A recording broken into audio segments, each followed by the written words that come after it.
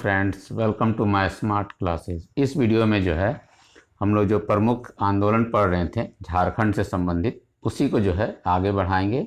और अगर आप इस चैनल में नए हैं तो सबसे पहले इस चैनल को सब्सक्राइब कीजिए और घंटी का बटन जरूर दबाइए, जिससे कि सारे वीडियो के नोटिफिकेशन आप तक आसानी से पहुँच सके। तो इसी क्रम को हम लोग जो है आगे बढ़ाते हैं। और अगला जो आंदोलन था वो था सरदारी लड़ाई, जो कि 1858 से 1895 तक चला था।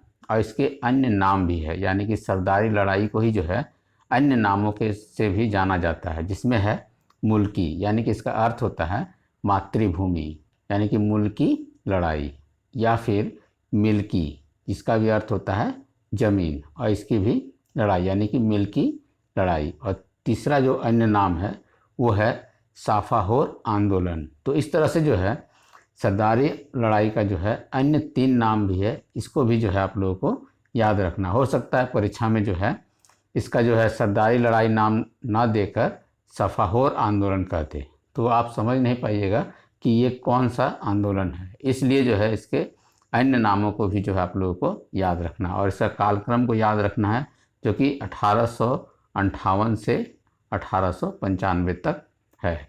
और ये एक बहुत लंबा पीरियड था, इसलिए ये लड़ाई जो है लगातार नहीं लड़ी गई, ये जो है कई चरणों से होकर गुजरा था। ये पूरी तरह से जो है 3 चरणों में हुआ था, जिसमें से पहला चरण जो था 1858 से 81 तक था, जो कि भूमि आंदोलन के रूप में जाना जाता है।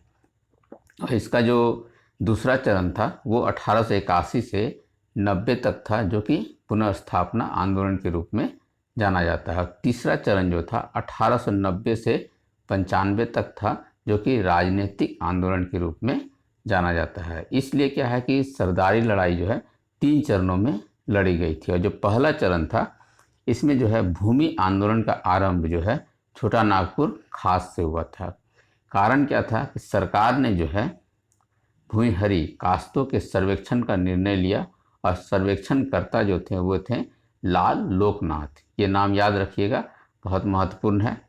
और इसके बाद जो है 1864 में जो है छोटा नागपुर टेन्योर्स एक्ट जो है पारित किया गया था। तो इस तरह से जो है पहला चरण में जो है ये भूमि आंदोलन के रूप में उभर कर आया था। और दूसरे चरण में क्या हुआ कि पुनर्स्थापना किया गया इस आंदोलन का। और 1889 में जो है एक याचिका में मुंडाओं ने दावा किया कि छोटा नागपुर उनका है, यानी कि सर्वेक्षण करने के बाद जो 1864 में जो है छोटा नागपुर टेन्योर्स एक्ट पारित करने के बाद सरकार ने जो है उसके अपने अधीन कर लिया था।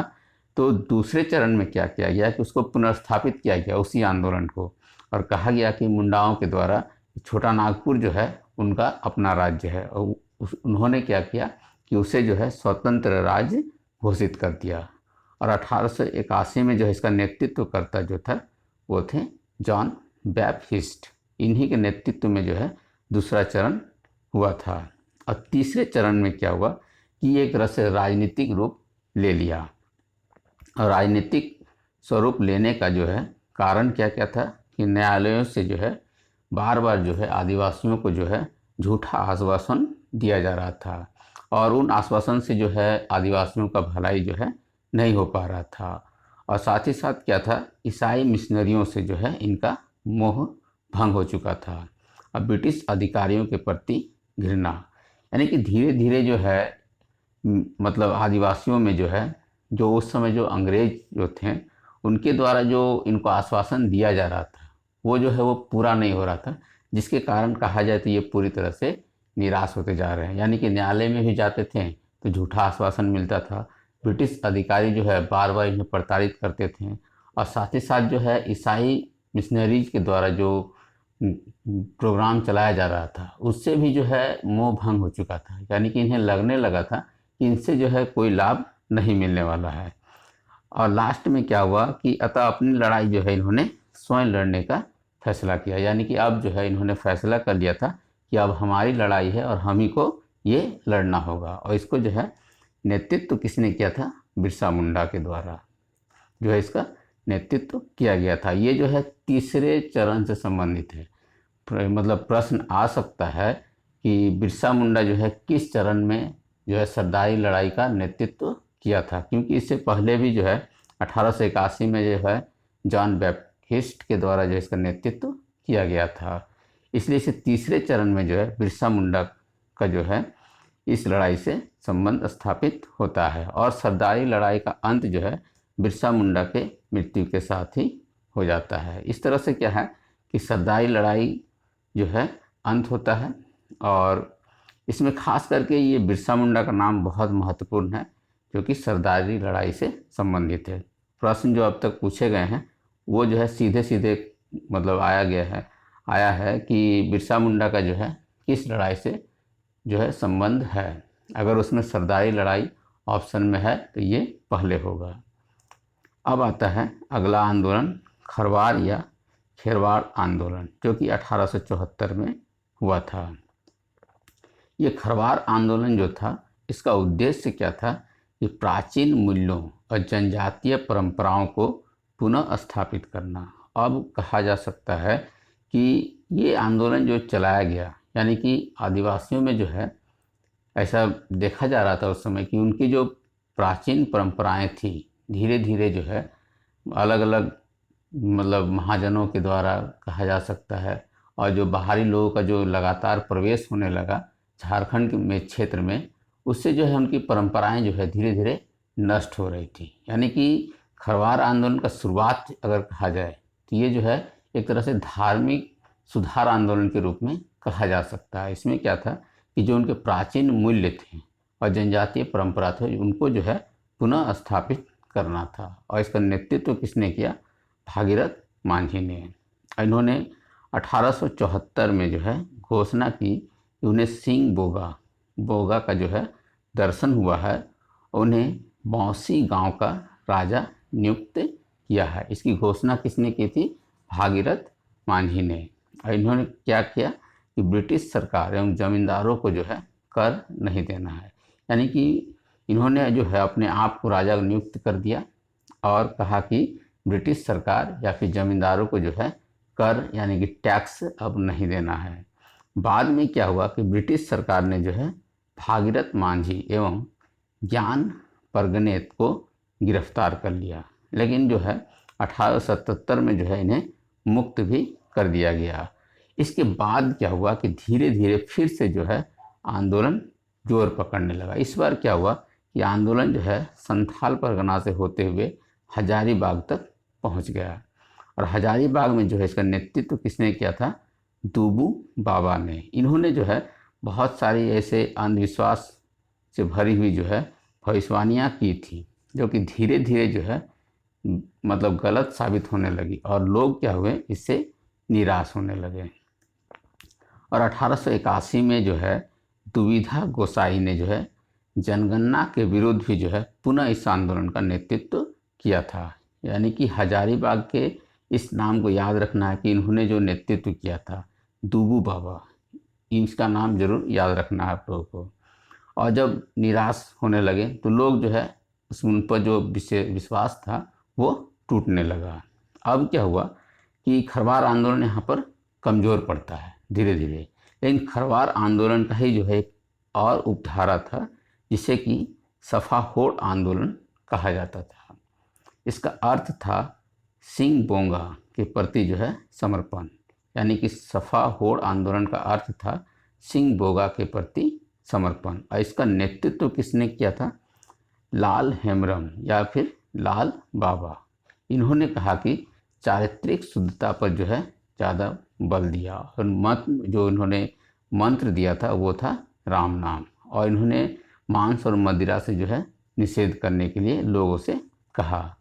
और संथाल परगना में देश उद्धारक दल का गठन भी जो है लाला हेम्ब्रम के द्वारा या फिर लाल हेम्ब्रम के द्वारा किया गया था। इनका उपनाम था लाल बाबा। और इस आंदोलन का संबंध जो है मूलतः मुंडा जनजातियों से था। ये जरूर याद रखिएगा कि इस आंदोलन का किनसे संबंधित था। इसके बाद है भागीरथ मांझी ने जो है जो विचारधारा दी थी, क्योंकि ये जो है एक तरह का मतलब सामाजिक सुधार आंदोलन था, अपने समाज में जो है सुधार लाना। इन्होंने जो विचार दिए थे भागीरथ मांझी ने वो क्या क्या थे? इन्होंने कहा था कि सिर्फ सूर्य जो कि जनजातियों का देवता है एवं दुर्गा जो कि गैर जनजातीय देवी है की उपासना करना है, और शेष का जितने भी देवी देवता हैं उनका परित्याग यानी कि उनको त्याग देना है।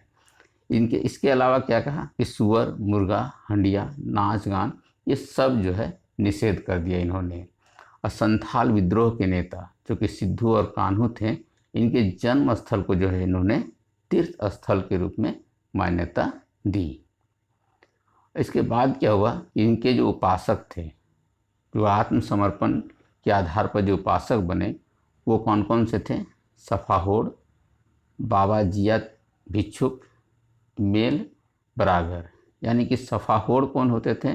जो कि पूर्ण समर्पण भाव से जो है उपासना करने वाले होते थे, और बाबा जिया जो होते थे वो उदासीन भाव से उपासना करते थे, और मेल बरागर यानी कि बेमल से जो है, मतलब जिनका मन नहीं है, यानी कि बेमन से जो है उपासना करते थे। संथाल स्वर्ण युग की पुनर्स्थापना अपर्याय रही। शर्तें क्या थी इसके इमें कि सभी विरोधियों का विनाश एवं उपपंथों की संख्या 12 तक सीमित रखना। यानी कि संथाल परगना में जो स्वर्ण युग के स्थापना के लिए जो है भागीरथ मांझी ने जो सामाजिक आंदोलन चलाया, उसके में कहा गया था कि अगर इसको स्थापित करना है तो इन्होंने शर्त के रूप में जो रखा था कि सभी विरोधियों का विनाश करना होगा और उपपंथों की संख्या जो है 12 तक सीमित रखना है। तो देखिए ये जो है इससे संबंधित जो प्रश्न आ सकता है, जैसे कि किसने जो है सिद्धू कान्हू के जन्म स्थल को तीर्थ स्थल के रूप में मान्यता दी थी, इस तरह का प्रश्न आ सकता है, इसलिए इसको जरूर याद रखिएगा। इसके अलावा क्या है कि संथाल को जो है स्वर्ण युग के रूप में पुनर्स्थापना करने के लिए जो है किसने शुरुआत किया या फिर आह्वान किया था? तो वो जो है भागीरथ मांझी के द्वारा किया गया था। और इसके अलावा क्या था कि इनका संबंध किस आंदोलन से था, ये याद रखना है, किस कालक्रम में हुआ, ये सब चीज़ों को जो है आप लोगों को जरूर याद रखना है। साथ ही साथ क्या है कि हजारीबाग में जो है इसका नेतृत्व किसके द्वारा किया गया, और क्या है कि खरवार आंदोलन का जो है जो उपधारा जो कि सफाहोड़ आंदोलन था, ये याद रखना है, इसका नेतृत्व किसने किया था। तो इस तरह से जो है ये दो महत्वपूर्ण आंदोलन है, इनको जो है अच्छी तरह से आपको याद रखना है। और साथ ही साथ ये बताइए कि ये वीडियो आपको कैसा लगा, लाइक और डिसलाइक करके बताइए, कमेंट करके बताइए, और साथ ही साथ इसको जो है ज़्यादा से ज़्यादा शेयर कीजिए, जिससे कि ज़्यादा से ज़्यादा लोग जो है लाभ ले सकें। Thank you.